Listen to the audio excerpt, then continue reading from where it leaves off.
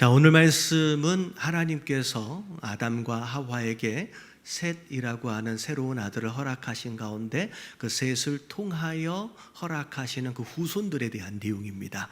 자, 우리 지난 주일날 함께 나누었던 말씀의 내용서부터 오늘 말씀 이어지는 내용인데요. 자, 지난 주간에는 하나님을 떠난 가인과 그의 후손들이 결과적으로 어떤 삶을 살았는지에 대하여 그들에게 있어지는 계속 대물림 되어지는 죄와 저주에 관해서 우리가 함께 말씀을 나눴는데요. 지난주 말씀의 중간에 나와 있는 내용을 우리가 잠깐 더 심도 있게 좀 살펴보면, 자, 이런 내용이 나와요. 가인의 후손들 가운데 가축을 치는 자의 조상이 등장을 하고요.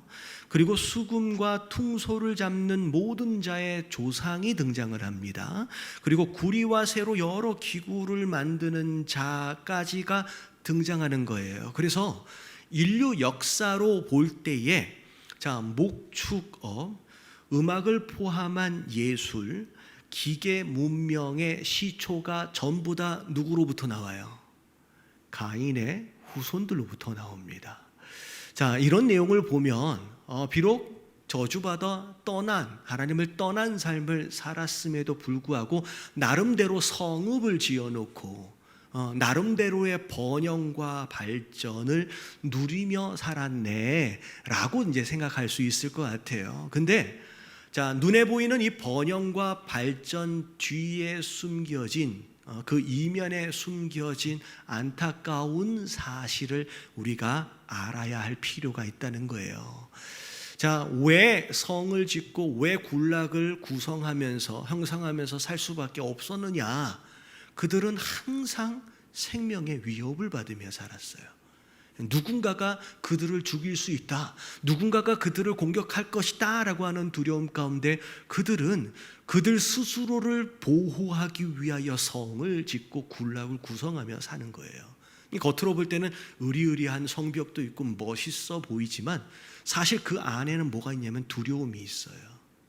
그리고 목축업을 했다라고 하는데, 목축업의 시초인데 원래 가인은 뭐 하던 사람이에요? 직업이 농사를 짓는 사람이에요. 그래서 제사를 드릴 때 자기가 농사 지은 것으로 제물을 드렸잖아요. 원래 농업이었어요.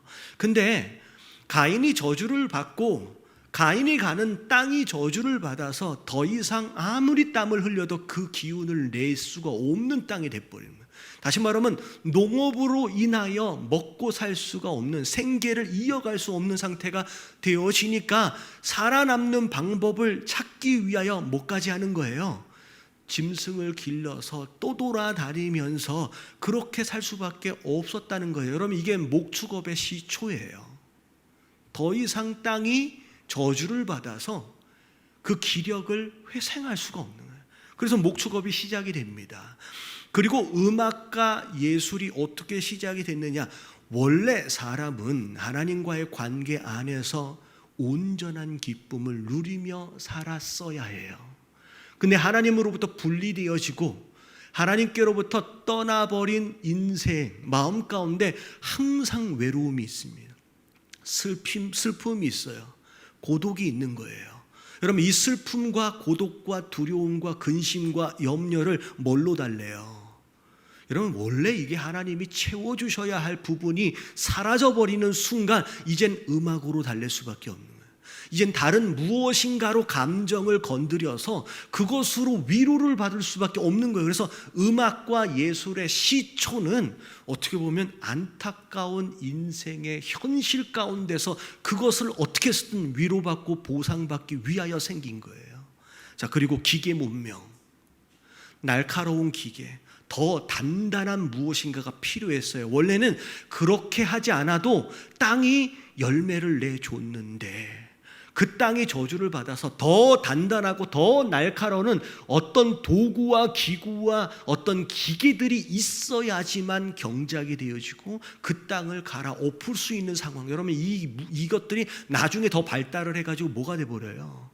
여러분, 이 기구들이 누군가를 해치는 무기가 되어져 갑니다.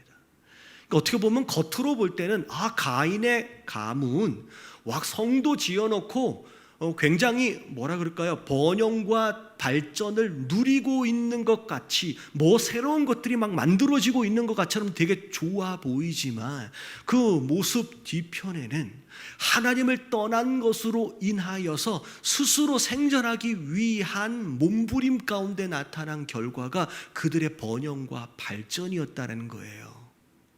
자, 이 부분에 있어서 우리가 참 안타까운 건 뭐냐면 그렇게 발전을 하고 번영했음에도 불구하고 반대쪽에 그들의 인격은 무너져 내리기 시작합니다. 그게 지난주의 말씀이에요. 라멕이 뭐라 그래요? 내가 소년을 죽였대요. 내가 사람을 죽였대요. 근데 일말의 양심의 가책이 없어요. 여러분, 라멕이 죽인 소년, 라멕이 죽인 사람은 누굴까요? 성경에 나와 있지 않지만 가인의 가문 안에서 사람을 죽인 거예요. 그럼 자기 친척일 수도 있고 자기 자식일 수도 있고요. 그러니까 어떻게 보면 그 가족 안에서, 그 가문 안에서 살인이 일어나고 있음에도 불구하고 양심의 가책이 없이 인격이 무너져 버리고 도덕이 무너져 버리고 윤리가 무너진 그런 삶을 사는 삶이 되었다라는 거예요. 여러분, 이게 가인의 후손들의 모습입니다. 자, 이 모습 안에서 우리가 첫 번째 알아야 할 게 뭐냐? 자, 1번 같이 한번 읽어볼게요. 다 같이 시작. 번영과 발전 뒤에 숨겨진 추악한 현실을 깨달아야 한다. 예, 눈에 보이는 화려함과 번영과 발전. 와, 좋네. 괜찮네. 저런 것도 발견을 했어? 저런 것도 발명을 했어? 여러분, 이게 굉장히 좋아 보이지만 그 이면에 숨겨진 그들의 무너진 인격과 그들이 왜 그렇게 그것을 만들어야만 했는지에 대한 이유를 안다라고 한다면 단순히 좋다라고 이야기할 수는 없다는 거예요. 자, 오늘 말씀의 주제입니다. 마치 가인의 후손들처럼 하나님을 떠난 자들. 자, 오늘 뒤에 나오겠지만 셋의 후손들 입장에서 볼 때에 되게 화려해 보이잖아요. 되게 근사해 보이잖아요. 이 없던 새로운 것들이 막 만들어지고 있어요. 그 성읍 안에서는. 그런 가운데 그들이 무슨 생각을 하게 되었을까요? 자, 우리 입장에서 볼 때 교회도 안 다녀요. 하나님, 예수님 믿지도 않아요. 심지어 하나님에 대하여, 교회에 대하여 욕하는 자들이 더 잘 살아요. 더 형통해요. 더 큰 집과 더 큰 차 타고 다니면서 떵떵거리고 살아가는 모습들을 보면서 어쩌면 우리가 어떤 마음을 가질 수 있는지 우리가 이 말씀을 통하여 돌아보길 원합니다. 특별히 이 말씀 가운데 굉장히 중요하게 연결되어지는 말씀이 어디 있냐면 시편 73편에 나와 있는 말씀인데 아마 주보를 보면 그걸 통째로 아마 다 집어넣었을 거예요. 여러분, 이 말씀을 보면 시편 기자가 딱 이 상황이에요. 믿지도 않는데 그야말로 악인인데 하나님을 떠난 자인데 너무 잘 살아. 너무 형통해. 그 모습을 보면서 시편 기자가 어떤 말을, 어떤 이제 기도를 하나님 앞에 올려드리는지를 함께 살펴보도록 하겠습니다. 시편 73편 1절을 보면 하나님이 참으로 이스라엘 중 마음이 정결한 자에게 뭘 행하신다? 선을 행하신다. 여러분, 이거는 이제 어떻게 보면 그렇게 생각을 하고 있는 시편의 마음이에요. 시편 기자의 마음이에요. 근데 중요한 건 선을 행하시나, 그러나가 붙어 있어요. 다른 말을 하고 싶은 거예요. 분명히 하나님은 마음이 정결한 자에게 선을 행하시는 줄 나는 알고는 있는데 그런데 왜? 라는 이야기가 시작이 되는 거예요. 2절을 보니까 나는 거의 넘어질 뻔했대요. 내 걸음이 미끄러질 뻔했대요. 이유가 뭐예요? 3절 같이 한번 읽어봅니다. 시작. 이는 내가 악인의 형통함을 보고 오만한 자를 질투하였음이로다. 쟤는 하나님 믿지도 않는데 오히려 하나님을 떠난 자인데 악인인데 행악자인데 왜 쟤네들은 잘 살지? 왜 형통하지? 그런 모습을 보면서 자, 마음에 어떤 마음이 들어갔어요? 질투하는 마음이 들었어요. 어떻게 보면 부러운 거예요. 이상한 거예요. 마음이 편하지가 않는 거예요. 그러면서 4절서부터 9절까지의 내용을 보면 이 시편 기자 눈에 보이는 악한 자들의 삶의 모습을 굉장히 소소하게 설명을 합니다. 얼마나 부럽고 얼마나 질투가 났으면 그들이 지금 어떤 삶을 살고 있는지를 자세히 들여다봤어요. 4절부터 9절까지 쭉 읽어볼게요. 시작. 그들은 죽을 때에도 고통이 없고 그 힘이 강건하며 사람들이 당하는 고난이 그들에게는 없고 사람들이 당하는 재앙도 그들에게는 없나니 그러므로 교만이 그들의 옷걸이요 강포가 그들의 옷이며 살찜으로 그들의 눈이 솟아나며 그들의 소득은 마음의 소원보다 많으며 그들의 능욕하며 악하게 말하며 높은 데서 거만하게 말하며 그들의 입은 하늘에 두고 그들의 혀는 땅에 두루 다니도다. 네. 자세히 들여다보니 부러운 것 투성인 거예요. 오히려 죽을 때도 고통이 없이 죽는데요. 뭐 강건하게 살아간대요. 그러면서 중간에 보니까 소득이 마음의 소원보다 많으며, 여러분 이렇게 될 수 있을까요? 여러분 내가 원하는 것보다 더 들어와요. 뭐 이런 경우는 사실 우리가 상상하기 쉽지 않은 상황이잖아요. 제가 어떤 누가 그런 글을 이제 써서 그런 말을 한 것 같아요. 근데 여러분 1조, 10조, 여러분 이 정도가 얼마만큼 큰 돈인지 여러분 가늠이 되어지십니까? 전혀 상상이 안 가잖아요. 근데 그 사람 이야기가 오늘날 10조, 1조 뭐 그 정도의 돈이 있다라고 가정을 하면 그게 피부로 어느 정도 느껴져야 되느냐면, 자 그런 얘기를 하더라고요. 하루에 한 1억씩을 쓴다고 생각해 보세요. 막 상상만 해도 막 되게 기분이 좋잖아요. 이 하루에 1억씩을 쓰면 그 10억 그 1억이 아니 1조 그 10조가 늘어나지 않게끔 할 수 있대요. 다시 말하면 그 정도를 열심히 써야 그 돈이 더 이상 늘어나지 않게끔 그걸 막을 수 있다는 거예요. 여러분 그게 한 10조 정도 된대요. 여러분 그것들을 막 쟁여놓고 사는 사람들의 모습을 보면서 하는 이야기예요.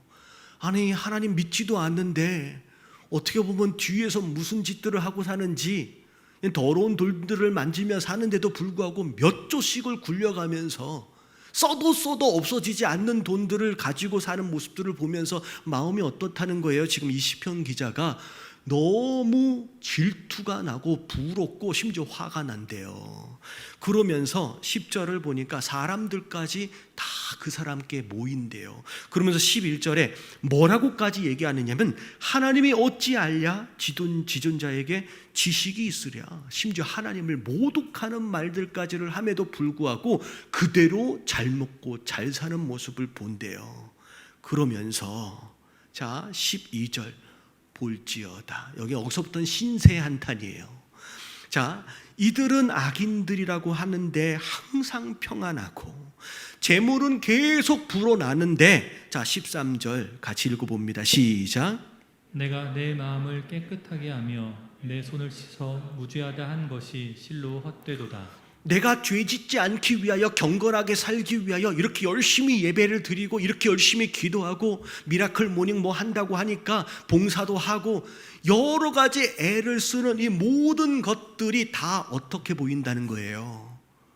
내가 뭘 위해 이렇게 수고하고 있는지 허탈하다는 얘기예요. 다 헛수고 같이 느껴진다는 얘기예요. 14절 나는 종일 재단을 당하며 아침마다 징벌을 받는도다.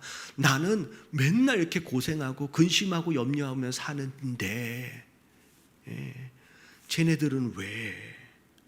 그러면서 15절 16절에 쓱 마음에 이런 마음이 들어왔어요. 다 같이 한번 읽어볼게요. 시작. 내가 만일 스스로 이르기를 내가 그들처럼 말하리라 하였더라면 나는 주의 아들들의 세대에 대하여 악을 행하였으리라. 내가 어쩌면 이를 알까 하여 생각한즉 그것이 내게 심한 고통이 되었더니. 이 말이 무슨 얘기냐? 내가 뭐 하려고 이렇게 고생하고 사나. 에이, 차라리 저들처럼 사는 게 더 낫지 않겠는가. 마치 출애굽한 이스라엘 백성들이 가나안 땅 들어가기 전에 광야에서 좀 고생하잖아요. 그러니까 마음이 불편해졌어요.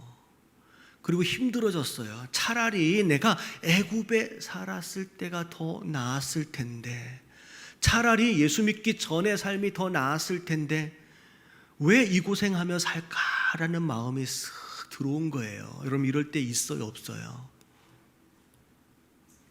솔직해지자고요. 있어요, 없어요? 있잖아요. 예수 믿고 나니까 뭘 못하는 게 이렇게 많어. 그리고 뭘 해야 되는 게 이렇게 많어. 차라리 자유롭게 마음껏 아무거나 해도 양심의 가책이 없었을 그때가 오히려 더 편했을 것 같고, 그런 마음이 든다는 거예요. 여러분, 이게 시편 기자의 마음이고 솔직히 우리의 마음입니다. 자, 그런데 중요한 건 17절서부터 반전이 일어나요. 자, 뭐라고 시작해요?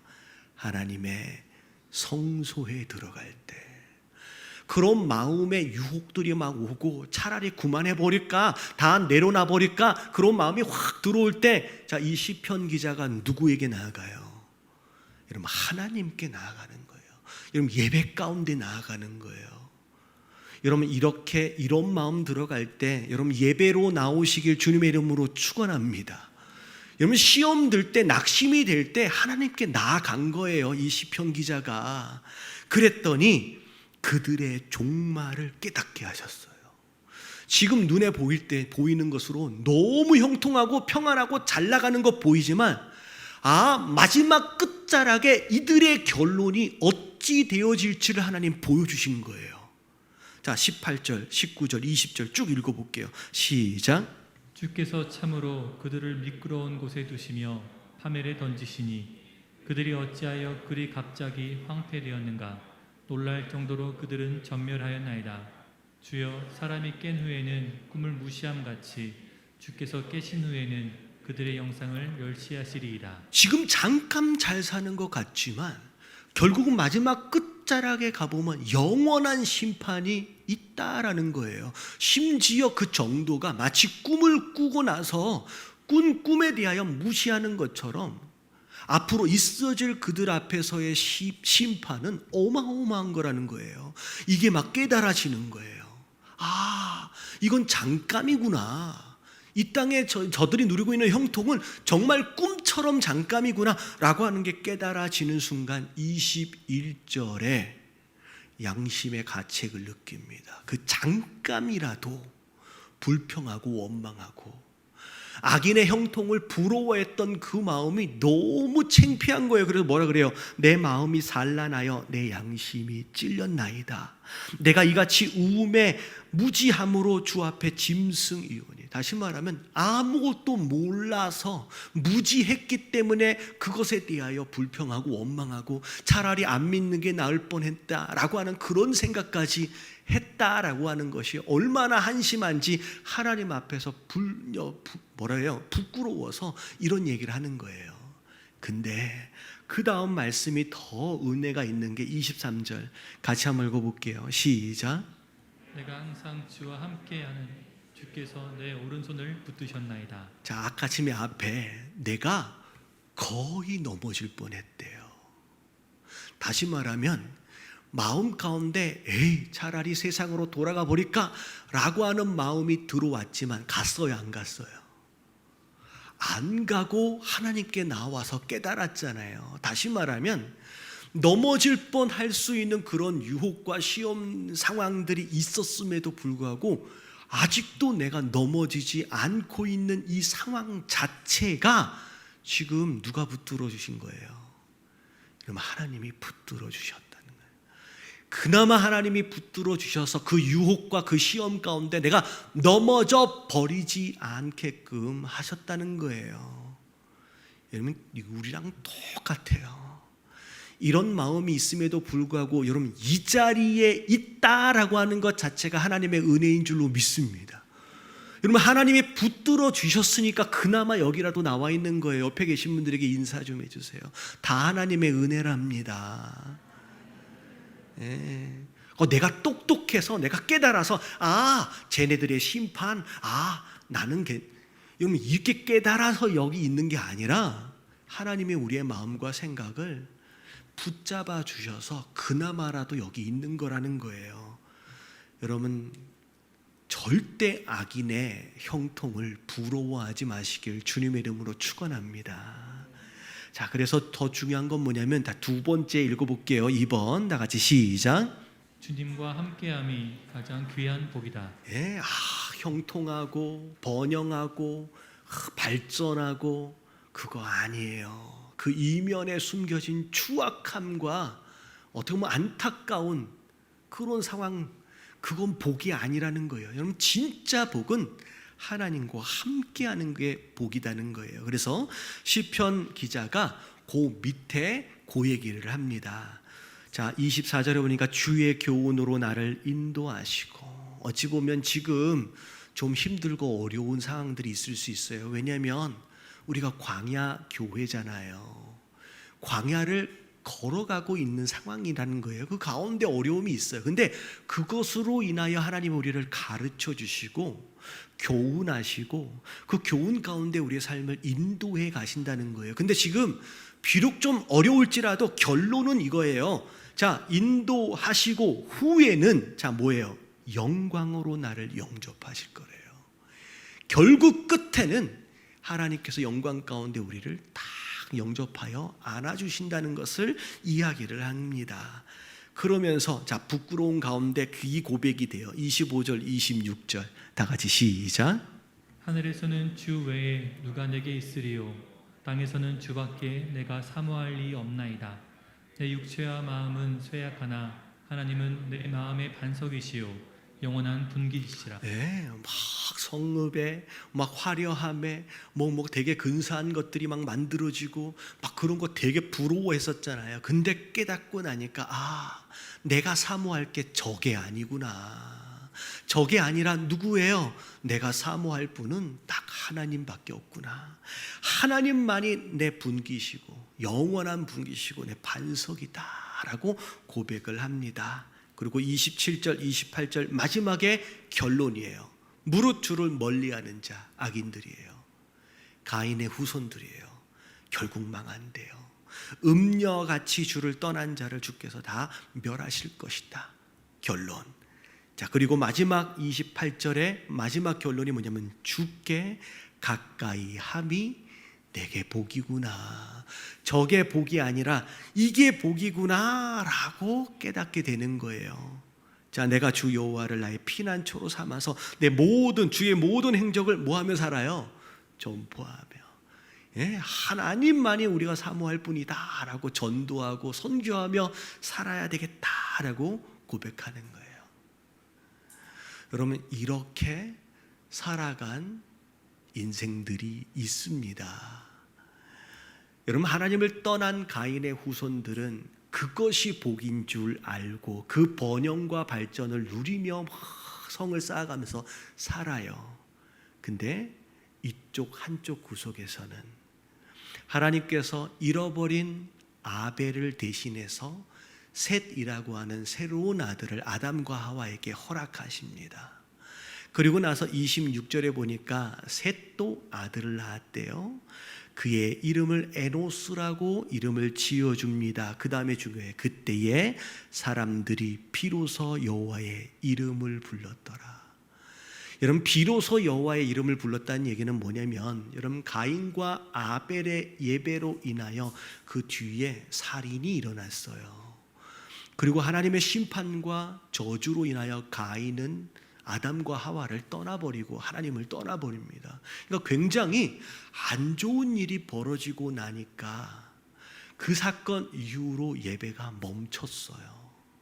근데 하나님이 셋을 허락하시고 셋의 아들 에노스를 허락하심과 더불어 멈추었던 예배가 다시 시작이 된 거예요. 예배가 다시 회복이 된 거예요. 하나님과의 관계가, 온전한 관계가 다시 시작이 된 거예요. 그래서 구약에 보면 이 여호와의 이름을 불렀다라고 하는 이 표현 자체가 그분의 백성 되어짐의 표징으로 사용이 됩니다.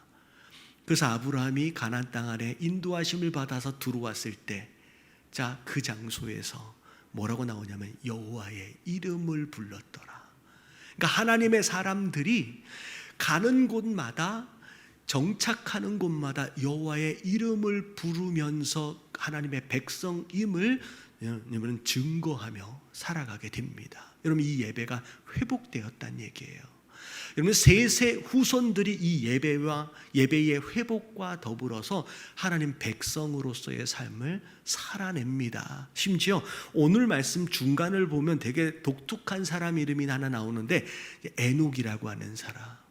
여러분, 에녹이라고 하는 사람은 하나님과 동행하며 자녀를 낳으며 살았대요. 근데 심지어 24절에 보니까 같이 한번 읽어보니까 봅니다. 시작.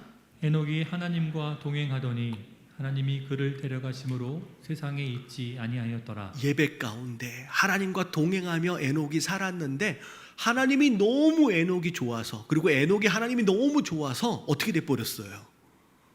그냥 에녹을 데려가셨어요. 그냥 너는 나랑 같이 살자. 여러분, 히브리서 11장 5절을 보면 에녹의 삶을 이렇게 평가하고 정리를 하는데, 같이 한번 읽어볼게요. 시작. 믿음으로 에녹은 죽음을 보지 않고 옮겨졌으니 하나님이 그를 옮기심으로 다시 보이지 아니하였느니라. 그는 옮겨지기 전에 하나님을 기쁘시게 하는 자라는 증거를 받았느니라. 네, 옮겨지기 전에 하나님이 너무 기뻐하는 자예요. 그래서 데려가심으로 인하여 정말 죽음을 보지 않고 하나님께로 올라간 유일한 인물이 되어집니다. 자, 그런 가운데, 자, 우리가 잘 알아야 돼요. 무엇이 복인지에 대하여 바로 정의를 내리지 못하면 이런 우리의 삶의 방향이 잘못될 수 있어요. 마치 가인의 후손들처럼 화려하고 그렇게 번영하고 발전하는 그런 삶, 그게 복이라고 만약에 생각을 한다라고 한다면 평생 그걸 위해 달려가게 될 겁니다. 하지만 오늘 말씀을 보니까 그게 복이 아니래요. 아무리 번영하고 발전하고 화려하게 산다라고 할지라도 결론은 심판이라는, 그거 쫓아가지 말라고 말씀하시는 거예요. 진짜 복은 여러분, 예배 가운데 하나님과 가까이 함이 진짜 복이래요. 여러분, 복에 대하여 바르게 정의 내리시는 저와 여러분들 되시길 주님의 이름으로 축원합니다. 그래서 그걸 쫓아가는 거예요. 하나님과 어떻게 하면 가까이 할 수 있을지, 어떻게 하면 하나님과 더 동행할 수 있을지. 여러분, 직장을 옮기고 이사를 가고 삶에 있어서 여러 가지 결정들을 내려야 하는 순간, 여러분, 이게 기준이 되어야 돼요. 어딜 가야 더 돈을 많이 줄까? 어디 가야 더 번영할 수 있을까? 어디 가야 더 경제적으로 무엇인가를 더 누릴 수 있을까? 여러분, 그걸 쫓는 자가 결국은 가인의 후손들이 누리는 그걸 복으로 아는 자의 모습이에요. 그냥 결정을 내리기 전에 내가 어떻게 하면 더 예배 드릴 수 있을까? 내가 어떻게 하면 더 하나님과 가까이 할 수 있을까를 복으로 알고 그게 기준이 되어야 선택할 줄 아는 자가 여러분, 바른 신앙인의 모습일 수 있다는 거예요. 여러분, 깨달아지시길 주님의 이름으로 축원합니다. 우리 이렇게 아멘이 이렇게 작아지면 안 되는데, 깨달아지시길 주님의 이름으로 축원합니다. 옆에 계신 분들에게 확실하게 이야기 좀 해주세요. 복에 대하여 바르게 정의 내려야 합니다. 시작. 복에 대하여 바르게 정의 내려야. 여러분, 이게 너무 중요해요. 자, 마지막 세 번째 같이 한번 읽어볼게요. 시작. 하나님 앞에서 계산되어지는 의미가 있는 삶이 있다. 여러분, 마지막 가인의 족보와 셋의 족보의 가장 큰 차이가 뭘까? 여러분, 오늘 제목이 뭐였어요? 1000년을 살아도 단 하루를 살아도. 여러분, 가인의 족보를 잘 들여다보면 우리가 부러워할 만한 번영과 발전이 있었어요. 그럼에도 불구하고 그들은 몇 살을 살았는지가 기록되어 있지를 않아요. 누가 누굴 낳고 누가 누굴 낳고는 나오는데 이 사람들이 도대체 몇 살을 살았는지가 기록이 되어 있지 않아요. 근데 오히려 셋의 족보를 잘 들여다보면 가인의 족보에서 발견할 만한 인간적인 번영과 발전, 뭐 새로운 무슨 시초가 되었다 이런 거 하나도 없음에도 불구하고 그냥 예배와 동행만 나오잖아요. 아무것도 없어요. 근데 그들이 첫째를 몇 살에 낳았는지와 더불어 몇 살까지 살았는지가 소소하게 다 기록되어 있어요. 여러분, 이게 영적으로 무엇을 의미하느냐? 여러분, 100년을 살고 1000년을 살아도요, 여러분, 하나님 앞에서 심지어 대단한 무슨 업적들을 남겼다라고 할지라도 여러분, 하나님 앞에서 단 하루도 계산되지 않는 의미 없는 인생이 있는가 하면 아무런 업적도 없는 것 같고, 어떻게 보면 단 하루를 살았을지라도 그 하루하루를 하나님께서 의미 있게 계산해 주시는 진짜 의미 있는 인생들이 있다라는 거예요. 여러분, 뭘 쫓아서 살았느냐라고 하는 거에 따라서 여러분, 하나님 앞에 심판대 앞에 설 때 우리 인생을 하나님 계산하실 거예요. 여러분, 가인의 후손들처럼 대단한 업적들, 여러분, 세상의 관점에서는 그래요. 그래서 무슨 애플의 창업자, 알리의 창업자, 어떤 대단한 무슨 기업가들, 그들의 말들이 마치 명언인 것처럼 막 그렇게 대단하게 소개하고 있잖아요. 근데 하나님 앞에서는 아무것도 아니에요. 아이폰을 만들고 아이패드를 만들고, 여러분, 하나님 앞에서 아무것도 중요하지 않아요. 네가 나랑 얼마나 가까이 했느냐, 네가 나랑 얼마나 동행했느냐, 그날을 하나님이 계산하고 계신다는 거예요. 여러분, 마지막 말씀이에요. 자, 두 말씀 기억하세요. 잠언 24장 19절부터 20절 말씀 다 같이 읽어봅니다. 시작. 너는 행악자들로 말미암아 분을 품지 말며 악인의 형통함을 부러워하지 말라. 대저 행악자는 장래가 없겠고 악인의 등불은 꺼지리라. 여러분, 저들의 형통함에 대하여 화가 난다. 여러분, 그것도 문제예요. 그걸 질투하고 부러워한다는 증거예요. 왜 쟤네들은 저렇게 잘 되지? 부러워하지 말래요. 여러분, 이 말씀 잘 들으셔야 돼요. 부러워하지 말래요. 여러분, 이걸 셋의 후손들 또한 그대로 유지할 수 없었습니다.